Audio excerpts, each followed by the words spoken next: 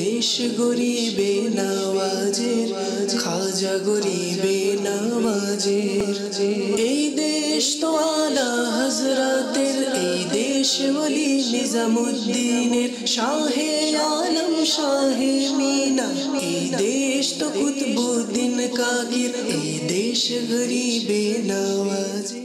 এই দেশ গরিবে নওয়াজের, খাজা গরিবে নওয়াজের। এই দেশ গরিবে নওয়াজের, খাজা গরিবে নওয়াজের।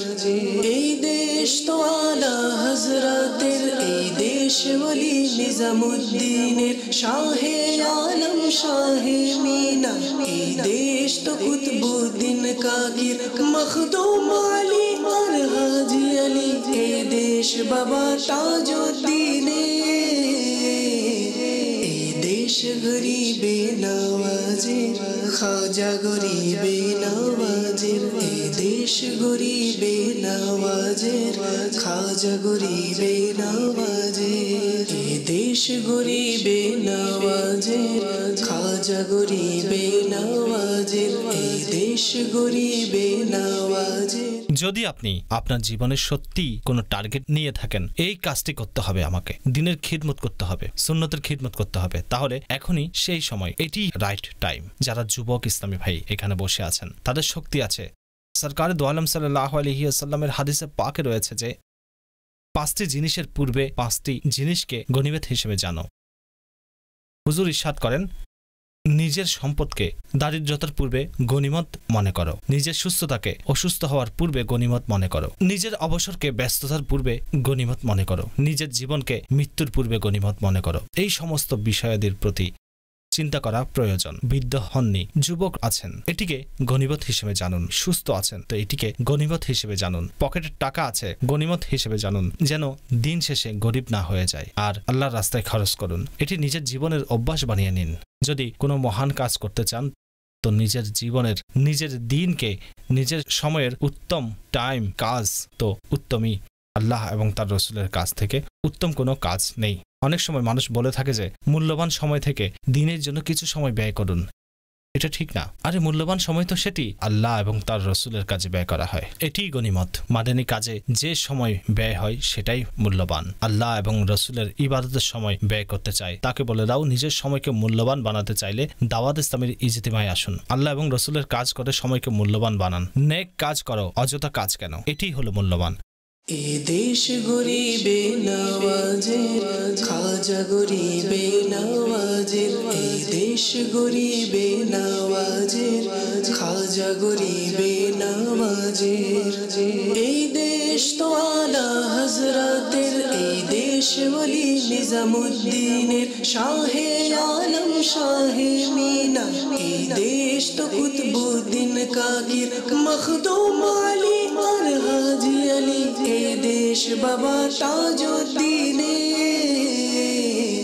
এই দেশ গরিবে নওয়াজের, খাজা গরিবে নওয়াজের। এই দেশ গরিবে নওয়াজের, খাজা গরিবে নওয়াজের। এই দেশ গরিবে নওয়াজের, খাজা গরিবে নওয়াজের। এই দেশ গরিবে নওয়াজের, খাজা গরিবে নওয়াজের। এই দেশ তো আলা হযরতের, এই দেশ ওলি নিজামুদ্দিনের, শাহে আলম শাহ। দরুদে পাক পাঠ করার অসংখ্য বরকত এবং ফজিলত রয়েছে। দরুদ শরীফ সম্বন্ধে বহু হাদিসে পাক রয়েছে। একটি চমৎকার হাদিস শরীফ, আর একটি ঈমান তাজা হাদিস শরীফ, আর একটি আপনি শ্রবণ করলে ঈমান তাজা হয়ে যাবে। কতিপয় সাহাবায়ে কেরাম ইরশাদ করেন, যেই মজলিসে রাহমাতুল্লিল আলামিন সাল্লাল্লাহু আলাইহি ওয়াসাল্লামের প্রতি দরুদ পাঠ করা হয়, সেই মজলিস থেকে অত্যন্ত পবিত্র সুগন্ধি বের হয়, যা আসমানের দিকে ছড়িয়ে যায়। যখন এই পবিত্র সুগন্ধি ফেরেশতারা অনুভব করে, তখন তারা বলে, জমিনের উপর একটি মজলিসে রাসূল আকরাম সাল্লাল্লাহু আলাইহি ওয়াসাল্লামের প্রতি দরুদে পাক পাঠ করা হচ্ছে। সুবহানাল্লাহ। যেই নবী পাক সাল্লাল্লাহু আলাইহি ওয়াসাল্লামের আলোচনা হয়, সেই প্রিয় আকা সুরভিত সুভাষিত নবী, সুরভিত আকা সুভাষিত। কিভাবে? আল্লাহ আল্লাহ বেরেলি শরীফে উপস্থিত আছি, আর বেরেলি শরীফের তাজেদার আমাদের ডিফাইন করছে যে নবী পাক সাল্লাল্লাহু আলাইহি ওয়াসাল্লাম কেমন সুরভিত, কেমন সুভাষিত আকা। আলা হযরত লিখেন, क्या महकते हैं महकने वाले, क्या महकते हैं महकने वाले, बू पे चलते हैं भटकने वाले। নবী পাক সাল্লাল্লাহু আলাইহি ওয়াসাল্লামকে যখন সাহাবায়ে কেরাম অনুসন্ধান করতেন কোন দিকে গিয়েছে, প্রিয় নবীর রাস্তা কেউ জিজ্ঞাসা করতেন না, কাউকে বলতেন না যে আপনি নবী পাক সাল্লাল্লাহু আলাইহি ওয়াসাল্লামকে দেখেছেন, কোথায় গিয়েছেন। সাহাবায়ে কেরামের এটি অ্যাটিটিউড ছিল, এটি অভ্যাস ছিল যে ওই রাস্তার কিনারে দাঁড়িয়ে থাকতেন আর প্রিয় নবী সাল্লাল্লাহু আলাইহি ওয়াসাল্লামের সুগন্ধির সুবাস নিতেন। ঘ্রাণ বলে দিত যে সাল্লাল্লাহু আলাইহি ওয়াসাল্লাম এই রাস্তা দিয়ে গমন করেছেন। সুবহানাল্লাহ। এটি তো ওই যুগের কথা যখন আমার আকা সাহাবায়ে কেরামের মাঝে বিদ্যমান ছিলেন। সত্য কথা হচ্ছে এই যে আজও এই সময়েও মদিনায়ে মনোয়ারায় সুগন্ধি এখনো রয়েছে। বাস ইশকওয়ালা নাক দেখা প্রয়োজন। আশিকা রাসূল যখন আজও মদিনা মনোয়ারায় যায় তখন সেখানে গিয়ে তার অনুভূতি এমন হয় যে সুগন্ধি সুবাসিত হচ্ছে। একটু চিন্তা করুন, তার অনুভূতির মধ্যে সেই সুগন্ধি, সেই সুবাস অনুভূত হয়। যে সারাদিনে কতবার আমরা দুরূদ পাক পাঠ করি, সবাই একসাথে বলুন সুবহানাল্লাহ, সুবহানাল্লাহ, সবাই বলুন আলহামদুলিল্লাহ, আলহামদুলিল্লাহ, আল্লাহু আকবার, আল্লাহু আকবার। কতটুকু সময় লেগেছে? চোখ কে দিয়েছে? আল্লাহ। অন্তর কে দিয়েছে? আল্লাহ। তো যেই দিয়েছে তার স্মরণ করছেন না। আর সত্য কথা হচ্ছে যে আল্লাহ বলার স্বাদই অনন্য। বলুন আল্লাহ, আল্লাহ, আল্লাহ, আল্লাহ, আল্লাহ, আল্লাহ। সত্য করে বলুন, কেমন ইন্টারঅ্যাকশন, কেমন অনুভূতি। আমরা তো মুখ দিয়ে অশ্লীল কথা বলি, চোখ দিয়ে সিনেমা নাটক দেখি, অন্তরের চিন্তা দুনিয়ার প্রতিপালক অঙ্গ প্রত্যঙ্গ এই জন্য দেননি যে কবি লিখেন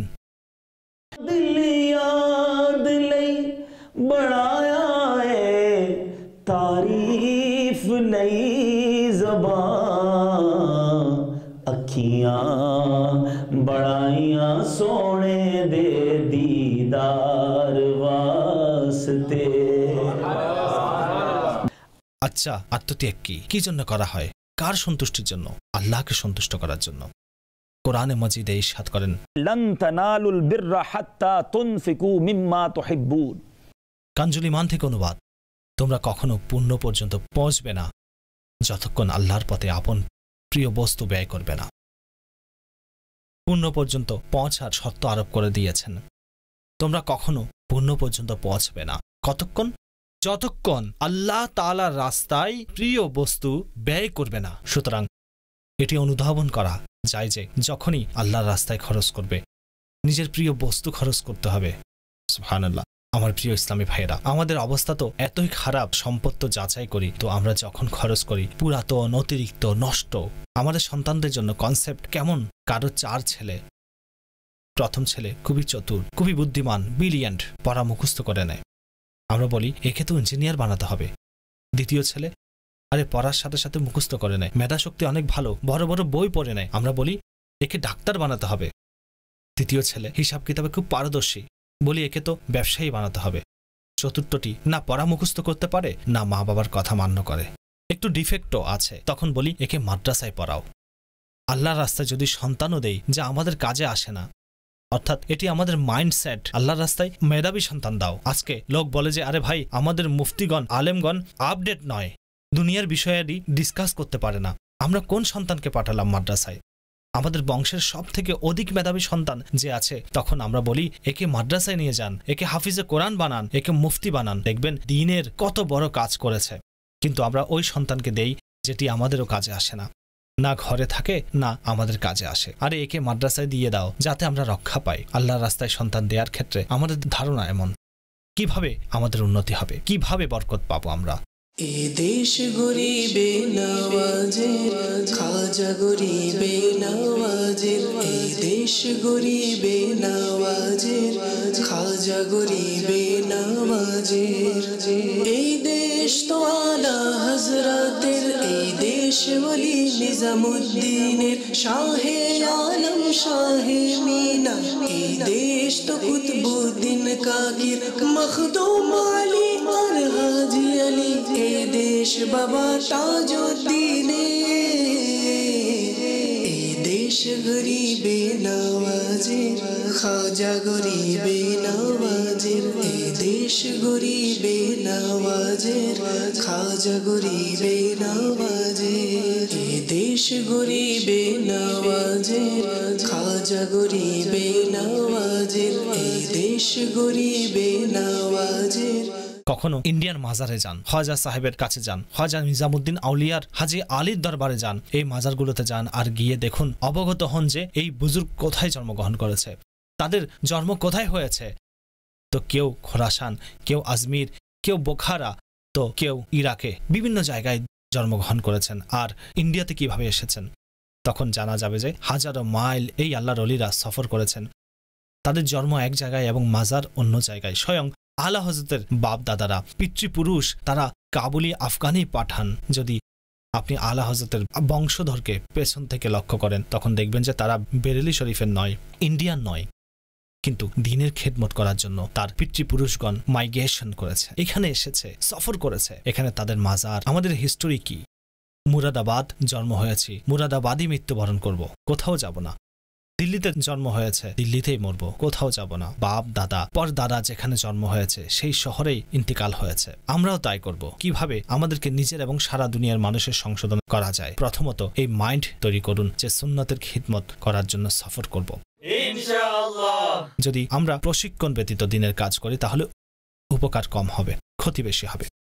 আল্লাহ হিফাজত করুক দাওয়াত ইসলামীকে। আমির আহলে সুন্নাত শুধুমাত্র স্লোগান দেননি, শুধু কাজ দেননি, বরং সেই কাজ করার পদ্ধতিও বলে দিয়েছেন। সারা দুনিয়ার মানুষের সংশোধনের জন্য কি দিয়েছে? কাজও দিয়েছে, পদ্ধতিও দিয়েছে, হ্যাঁ তা করার ধারণা দিয়েছে আমাদের মাধ্যমে। তিনি শুধু স্লোগান লাগাননি, আমরা স্লোগান উচ্চস্বরে লাগাই, যেই কাজ করার তা করি না, তো এই জন্য ফল পাওয়া যায় না। আলা হযরতের মাজারে এসেছেন, ভালো নিয়ত করে যান। 63 দিনের জন্য প্রত্যেক ইসলামী ভাইয়ের অনুমতি আছে। ফয়জানে নামাজ কোর্সও চালু থাকে, এই কোর্সগুলো করে নিন, এর জন্য কোনো টাকা নেওয়া হবে না। 63 দিনের খাবারও আপনাকে খাওয়ানো হবে, কোনো টাকা নেওয়া হবে না, এর জন্য কোনো টাকা নেওয়া হবে না। আপনারা দিনের যে বিষয়সমূহ শিখতে পারবেন, সবচেয়ে বড় হলো কোরআনে পাক তাজবিদ সহকারে শিখতে পারবেন, পড়তে পারবেন ইনশাআল্লাহ। মাকরা সঠিক হয়ে যাবে, অনেক ফরজ জ্ঞান শিখতে পারবেন, আমাদের নামাজ সঠিক হয়ে যাবে। সত্য করে বলুন, এই কথাগুলো শেখার জন্য আমাদের টাকা দেওয়ার প্রয়োজন? আরে আমাদের কাছ থেকে টাকা নিয়ে শিখিয়ে দাও, কিন্তু টাকা ব্যতীত এখানে এই কাজগুলো শেখানো হচ্ছে। নিয়ত করুন, ইনশাআল্লাহ নিয়তের ফল আপনারা পাবেন। এখানে নতুন ইসলামী ভাই যারা বসে আছেন, আপনারা ফয়জানে নামাজ কোর্স করুন অথবা 63 দিনের মাদানী তরবিয়তি কোর্স করে নিন। আর দাওয়াত ইসলামী জিম্মাদারগণ, আপনাদের জন্য সুবর্ণ সুযোগ যে আলহামদুলিল্লাহ বিভিন্ন সময় দাওয়াত ইসলামীর এবং মাদানী কাফেলা কোর্স অনুষ্ঠিত হয় দেশের বিভিন্ন জায়গায় বিভিন্ন সময়ে। এবং আরেকটি সুসংবাদ শোনাবো মাদানী চ্যানেলের দর্শক শ্রোতা, মুরাদাবাদের নাম আপনারা মাদানী চ্যানেলের মাধ্যমে অবশ্যই শুনেছেন। আমাদের মুফতি সৈয়দ মোহাম্মদ নঈমউদ্দিন মুরাদাবাদী রহমতুল্লাহ আলাই, যার তাফসিরে কোরআনের আলোচনা আমির আহলে সুন্নাত বারবার বয়ান করেন এবং তার জীবনী আলোচনা করেন, তারই শহর মুরাদাবাদ। আর দাওয়াত ইসলামী মুফতি সাহেবের ফয়েজ ও বরকত নেওয়ার জন্য আলহামদুলিল্লাহ ইন্ডিয়ার মধ্যে মাদানী চ্যানেলের দর্শক আছেন। আপনারা ইচ্ছা করলে আমাদের জিম্মাদারদের সাথে যোগাযোগ করুন আর এই তরবিয়তি কোর্স এবং ফয়জানে নামাজ কোর্সে অংশগ্রহণ করুন এবং এর বরকত অর্জন করুন আলহামদুলিল্লাহ। আমি আমার নিজের কথা বলি, আমি ক্রিকেট খেলতাম আর আমি অনেক আগ্রহ নিয়ে ক্রিকেট খেলতাম। তো এক ইসলামী ভাই সাইকেল নিয়ে মাঠে আসতো আর সে আমাকে বলতো, আপনি আমাদের এখানে চলুন, দর্স হয়, ইজতিমা হয়। আমি তাকে তাড়িয়ে দিতাম, আরে ভাই আমাকে কেন ডিস্টার্ব করতে আসো? আমার বন্ধু আমার সাথে তামাশা করতো, অর্থাৎ কোন হুজুর তোকে প্রতিদিন ডাকে?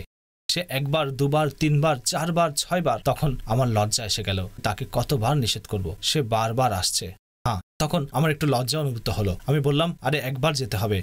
সেই ইসলামী ভাইয়ের সাথে একবার গিয়েছি, আজ পর্যন্ত দাওয়াত ইসলামীর সাথে লেগে আছি। সে যদি আশা হারিয়ে ফেলতো, মাঠে ডাকার জন্য না আসতো, জানা নেই আমি কি হতাম। আজ আমার মনে হয় যে সারা দুনিয়ায় আমি যে কাজ করছি আল্লাহর রহমতে আশা করি সেই ইসলামী ভাইয়ের এর প্রতিদান অর্জন হচ্ছে।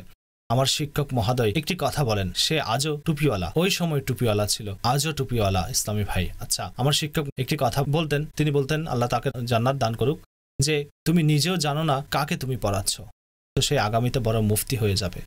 অনুরূপ আজ যে ইসলামী ভাই রাস্তায় হাঁটছে প্যান্ট শার্ট পরিহিত অবস্থায়, বালা পরিহিত অবস্থায় এবং অনেক মডার্ন ইসলামী ভাই দাওয়াত দিচ্ছি, সে আমাদের বলে মাওলানা সাহেব এখান থেকে যাও, আমরা আবার চেষ্টা করি। সে বলে আসবো না। যদি সে আজ এসে যায় এবং সেও আগামীকাল মুফতি দাওয়াত ইসলামী হয়ে যায়, পরিবর্তন হতে সময় লাগে না। আমাদের মাঝে জাহাঙ্গীর ভাই বসে আছে, আজ সে দাওয়াত ইসলামীর মুবাল্লিক হয়ে গেছে।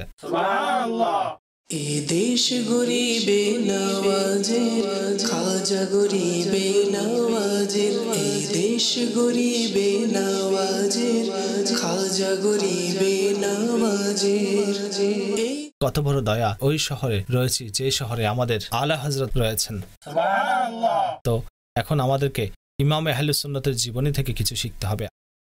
আলা হযরত নবী পাক সাল্লাল্লাহু আলাইহি ওয়াসাল্লামের প্রকৃত আশিক ছিলেন, আর এমন আশিক তিনি ফানাফির রাসূলের মর্যাদায় অধিষ্ঠিত ছিলেন। তিনি বেরেলি শরীফে ছিল যখন আলা হযরত রাহমাতুল্লাহ আলাইহিকে একটি বয়ান করার জন্য আহ্বান করা হলো। কেমন দৃশ্য ছিল যে আমি অনেক সময় কল্পনা করি, আজ জীবনে প্রথম এই ঘটনা বেরেলি শরীফে বয়ান করার আমার সৌভাগ্য অর্জিত হচ্ছে। আমি এই ঘটনা আমার নিজের দেশে, বিশ্বের অন্যান্য দেশে বয়ান করতাম, কিন্তু এটি ওই বেরেলি।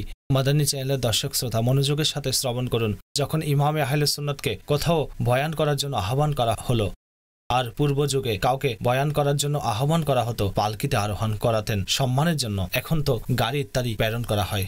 তো 4 জন শ্রমিক ওই পালকিকে উঠালেন এবং আলা হযরত রাহমাতুল্লাহ আলাইহি ওই পালকিতে আরোহণ করলেন।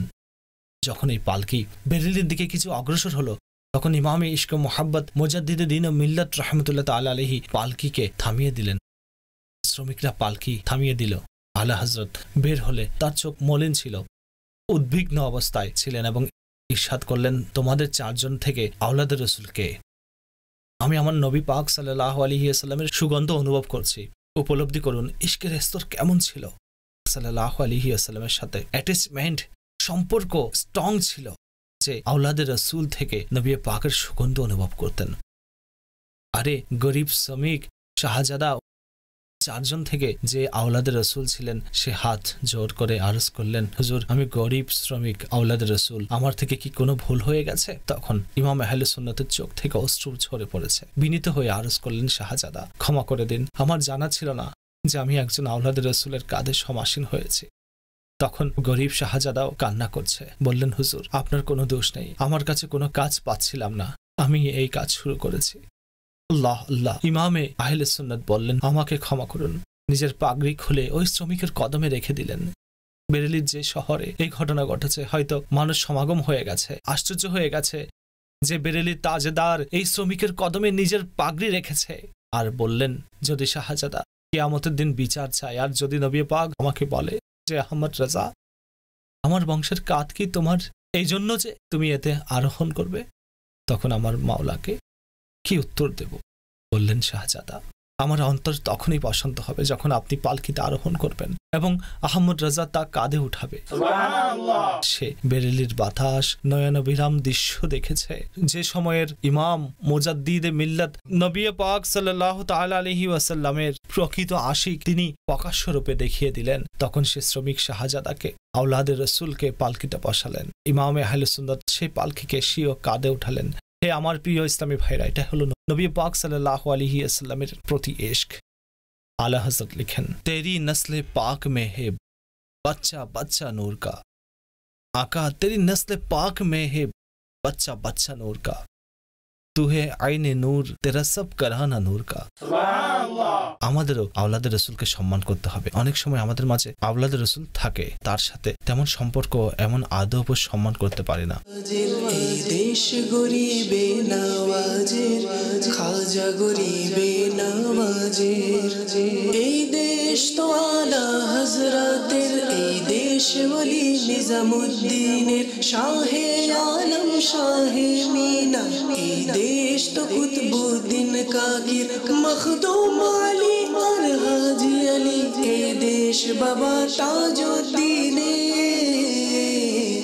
এই দেশ গরিবে নওয়াজের, খাজা গরিবে নওয়াজের। এই দেশ গরিবে নওয়াজের। আপনি মাকতাবাতুল মদিনায় এসেছেন, কিছু কিনে যান। বেরেলি থেকে মদিনা, এটি হিন্দি ভাষায় অনুবাদ হয়েছে, বেরেলি থেকে মদিনা। আমার হাতের মধ্যে আরেকটি আহমদ রাজার জীবনী রয়েছে। সুবহানাল্লাহ। তো এই দুটি রিসালা মাকতাবাতুল মদিনায় রয়েছে, এটি কিনুন এবং কিনে অন্যদেরকেও বন্টন করুন। যে লঙ্গর বন্টন হয় তা করা প্রয়োজন। রিসালাও বন্টন করতে পারেন, তবে ঘরে ঘরে ইমাম আহলে সুন্নাতের বার্তা পৌঁছে যাবে। যে 25টি ক্রয় করবে তাকে আমি নিজেই দিব। বৃষ্টির প্রথম ফোঁটা, জি এই দুটি আপনার। আরো 23টি নিয়ে নিন ভাই, এটি নিন। আচ্ছা 25 কেন কেউ জানেন? 25 কেন? হ্যাঁ, 25 ওয়ালা আকার দরবারে উপস্থিত। এই 25 পুস্তিকা কে নেবেন? আর মাদানী পতাকা, হাই হাই, আপনি লক্ষ্য করুন যে মাদানী পতাকা কতই সুন্দর। এতে রাজার রং, কাদেরি রঙও এবং সবুজ গম্বুজের রঙও ঘরে ঘরে লাগাবেন। মাদানী পতাকা কেন নেবেন? আচ্ছা এটি কমপক্ষে 12টি করে নিন, নিজের ঘরে 12টি পতাকা লাগান। এ দেশ গরিবে নওয়াজের, খাজা গরিবে নওয়াজের। এ দেশ গরিবে নওয়াজের, খাজা গরিবে নওয়াজের। এই দেশ তো আলা হযরতের, এই দেশ ওলি নিজামুদ্দিনের, শাহে আলম শাহে মিনা।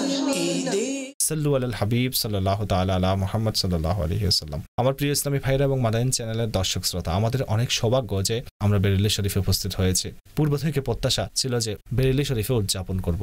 আলহামদুলিল্লাহ আমরা এখানে উপস্থিত হয়েছি। যে মাকতাবকে আপনি অবলোকন করছেন তা হলো দাওয়াত ইসলামের মাকতাবাতুল মদিনা। এটি অনেক চমৎকার একটি প্রকাশনা, আর বিশেষ করে এটি আলা হযরতের ওরসের জন্য, আলেমগণের জন্য বানানো হয়েছে। আসুন আপনাদের এই মাকতাবের কিছু দৃশ্য দেখাচ্ছি। সুবহানাল্লাহ।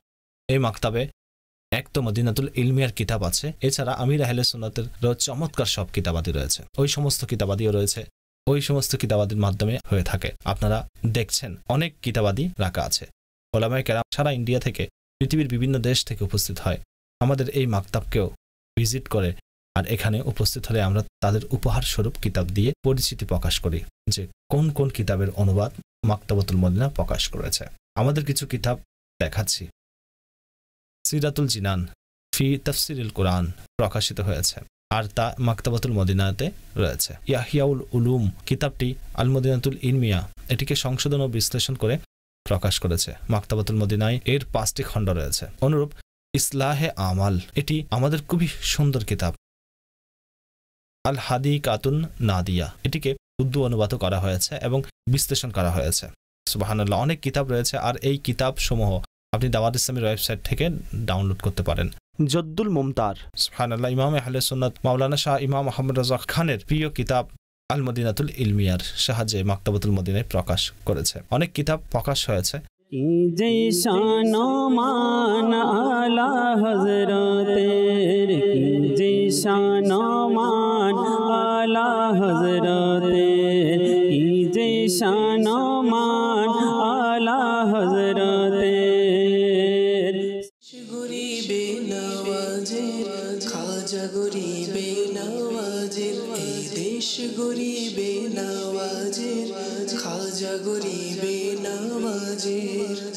এই দেশ তো আলা হযরতের, এই দেশ ওলি নিজামুদ্দিনের, শাহে আলম শাহে মিনা। এই দেশ তো কুতবুদ্দিন কাকির, মখদুম আলী আর হাজি আলী। দেশ গরিবে নওয়াজের, খাজা গরিবে নওয়াজের। এই দেশ তো আলা হযরতের, এই দেশ ওলি নিজামুদ্দিনের, শাহে আলম শাহে মিনা। এই দেশ তো কুতবুদ্দিন কাকির, এই দেশ গরিবে নওয়াজের।